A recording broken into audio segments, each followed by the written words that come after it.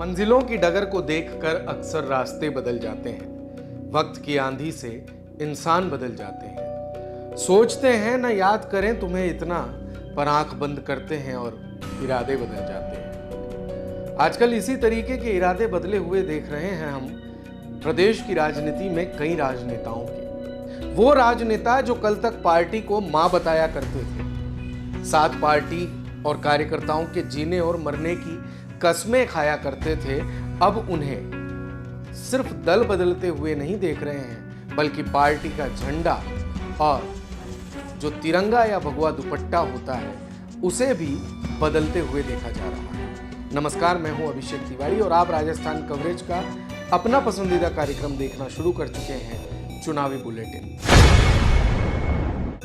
चुनावी बुलेटिन है तो हम इस बुलेटिन में उन खबरों की बात करेंगे जो इस समय प्रदेश की राजनीति में सामने आ रहे हैं। और सामने आ रहे हैं वो चेहरे जो कल तक अपनी पार्टी के वफादार सिपाही कहे जाते थे, लेकिन ऐसा क्या हुआ?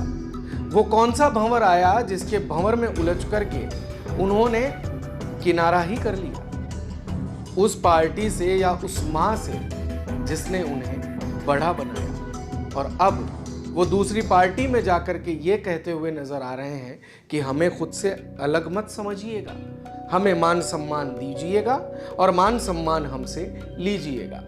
जी हाँ, आप इस वाकये से, इन शब्दों से पहचान ही गए हैं। मैं बात कर रहा हूं करण सिंह यादव की, जो अलवर लोकसभा से सांसद हुआ करते थे। कांग्रेस पार्टी से कहीं ना कहीं उन्हें उम्मीद थी, क्योंकि पूर्व के सांसद रहे हैं तो उम्मीद लगानी लाजमी भी है कि उन्हें कहीं ना कहीं टिकट मिल जाएगा 2024 के लोकसभा चुनाव का, और वो कांग्रेस के प्रत्याशी होंगे भूपेंद्र यादव के सामने। लेकिन ऐसा हुआ नहीं। टिकट मिला ललित यादव को, जो वर्तमान में विधायक भी हैं, और करण सिंह यादव को यहां पर टिकट गंवाना पड़ा। लिहाजा करण सिंह यादव ने भारतीय जनता पार्टी ज्वाइन कर ली, और जब पार्टी ज्वाइन की बीजेपी, तो उस समय बीजेपी के आला नेतृत्व यानी कि प्रदेश के जो बड़े नेता थे उनके सामने गुजारिश भी की कि हमें आप लेकर के तो आए हैं, हम अपने मन से आए हैं, लेकिन आप हमें वो मान सम्मान जरूर दीजिएगा। यानी कि जो मान सम्मान उनका कांग्रेस में हुआ करता था, शायद वो उसी मान सम्मान की उम्मीद लगाए बैठे। लेकिन वो मिलेगा या नहीं, इसका हश्र तो आप पुराने नेताओं से भी देख सकते हैं। लेकिन ये दोनों ही पार्टी में होता है। कहा जाता है कि पार्टी मां होती है, और दरअसल ये सच्चाई भी है। जब आप किसी पार्टी को छोड़ करके, जिसमें आपने सालों दिए, तो कोई विरला ही ऐसा उदाहरण होगा जिसे दूसरी पार्टी में जाने के बाद उतना नेतृत्व मिला हो, उतना कद मिला हो जितना कद हेमंत बिस्वा शर्मा का हुआ है कांग्रेस छोड़ने के बाद बीजेपी में जाने पर। और बीजेपी में भी उनको पहले पूरा इस्तेमाल किया गया, उन्हें देखा गया हर कसौटी पर कि हाँ, वास्तविकता में लाजमी है या नहीं इन्हें मुख्यमंत्री के पद से सुशोभित करना, और उसके बाद ही उन्हें सीएम बनाया गया। ऐसे कई उदाहरण हैं जो कांग्रेस के अंदर बड़े नाम हुआ करते थे, लेकिन जब बीजेपी में गए तो आज वो कहीं खो चुके हैं। ऐसे कई नाम हैं जो बीजेपी में आला कद रखा करते थे, लेकिन उन्होंने पार्टी छोड़ी, फिर चाहे वो कांग्रेस में गए हो या अन्य किसी पार्टी में। आज उनकी पूछ परख वैसी तो नहीं है जैसी अटल आडवाणी की बीजेपी में हुआ करती थी। खैर, एक और उदाहरण अब यहाँ पर इसी में देखने में सामने आया है कि कोटा से प्रहलाद गुंजल ने कांग्रेस ज्वाइन कर ली है। जी हाँ, प्रहलाद गुंजल भारतीय जनता पार्टी का एक बड़ा चेहरा, जो अगर हम कोटा की सियासत में कहें, विशेषकर हाड़ौती में, तो अपना एक अलग ही कद रखते हैं, अपना एक अलग ही प्रभुत्व रखते हैं। अगर प्रहलाद गुंजल के विषय में बात की जाए तो उनका राजनीतिक सफर जो रहा है वो काफी संघर्ष भरा रहा है। प्रहलाद गुंजल देहात के जिला अध्यक्ष हुआ करते थे भारतीय जनता युवा मोर्चा के वर्ष 2002 में, और जब परिवर्तन यात्रा आई वसुंधरा राजे लेकर के हाड़ौती में, तो उस समय बीजेपी को कुछ मिला हो या ना मिला हो, लेकिन 3 ऐसे बड़े नेताओं का उदय हुआ जो छात्र राजनीति से निकल करके मुख्य राजनीति की धारा में आ चुके थे। ये तीनों राजनेता उस साल विधायक बने। तीनों को टिकट मिला था कोटा, लाड़पुरा और रामगंज मंडी से। जी हां, कोटा उस समय एक ही विधानसभा हुआ करती थी। ओम बिरला उस समय भारतीय जनता पार्टी के प्रत्याशी बनकर आए थे और मैडम के खास, मैडम यानी कि वसुंधरा राजे सिंधिया, उनकी आंखों के तारे थे ये तीनों नेता। दूसरे नेता थे लाड़पुरा से भवानी सिंह राजावत और तीसरे प्रहलाद गुंजल, जिन्हें रामगंज मंडी से चुनाव लड़ाया गया था। उससे पहले तक ये तीनों राजनेता एक साथ अखिल भारतीय विद्यार्थी परिषद की राजनीति किया करते थे कोटा के अंदर, लेकिन जैसे ही चुनाव लड़े और एक समान कद पर आ गए तीनों, तो संसदीय सचिव बनाया गया दो नेताओं को तो, लेकिन जब एक को कुछ भी नहीं मिला तो राजनीतिक अदावत कहीं ना कहीं आड़े जरूर आ गई। कुछ एक ऐसा घटनाक्रम होता है जिसके बाद मैडम यानी कि मुख्यमंत्री वसुंधरा राजे और प्रहलाद गुंजल के बीच में तनातनी हो जाती है। इसके बाद गुर्जर आरक्षण आंदोलन के समय प्रहलाद गुंजल अपने वर्ग के साथ, अपने समाज के साथ आकर के खड़े हो जाते हैं और खड़े होने के बाद अदावत शुरू हो जाती है वसुंधरा राजे, जो उस समय मुख्यमंत्री थी, और प्रहलाद गुंजल की। प्रहलाद गुंजल इसके बाद 2008 में हिंडोली से विधानसभा का चुनाव भी लड़ते हैं, लेकिन निर्दलीय चुनाव लड़ने वाले प्रहलाद गुंजल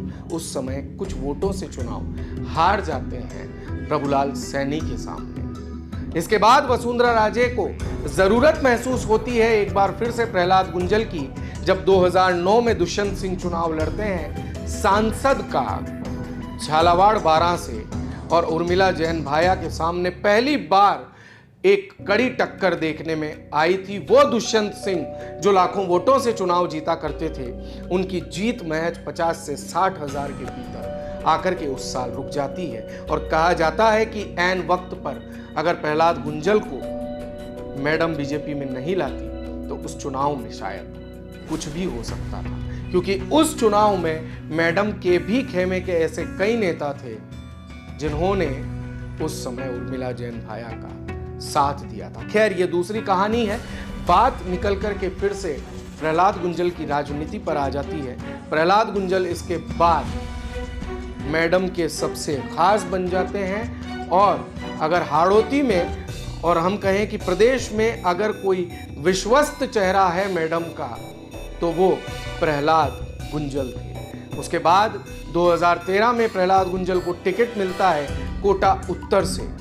ये आंकलन किया जा रहा था कि प्रहलाद गुंजल को कोटा उत्तर से टिकट ही शांति धारीवाल के सामने इसलिए दिया गया है कि वो चुनाव हार जाएं, लेकिन ऐसा हुआ नहीं। प्रहलाद गुंजल ने उस समय शांति धारीवाल को बड़ी जीत के माध्यम से हराया और उसके बाद प्रहलाद गुंजल राजनीति में स्थापित हो गए।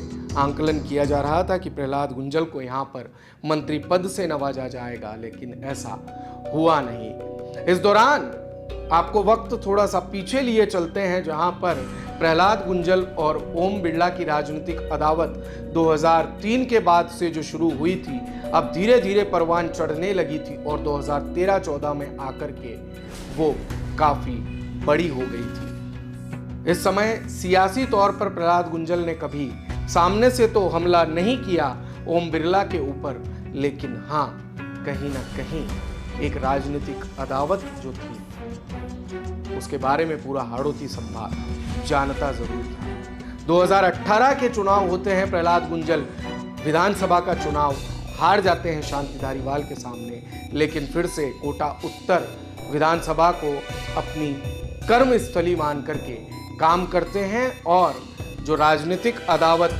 उनकी ओम बिरला से हुआ करती थी, वो अदावत अब शांति धारीवाल से भी हो चुकी थी। बढ़ते हैं फिर से प्रहलाद गुंजल की राजनीति की ओर, तो 2023 के विधानसभा चुनाव में एक बार फिर बीजेपी के टिकट पर चुनाव लड़ने आए प्रहलाद गुंजल। लेकिन इस बार जब वो चुनाव लड़ने आए तो उन्हें टिकट के लिए, कहा जाता है बकौल सियासी पंडित की, टिकट के लिए उन्हें ओम बिरला से जाकर के मुलाकात करनी पड़ी थी, और जिसके बाद उनका टिकट आया था। लेकिन इस बात को खुद प्रहलाद गुंजल नकार चुके हैं और उन्होंने ये कहा था कि बीजेपी के हमारे बड़े नेता हैं ओम बिरला, तो उनसे मुलाकात करने के लिए आया हूं।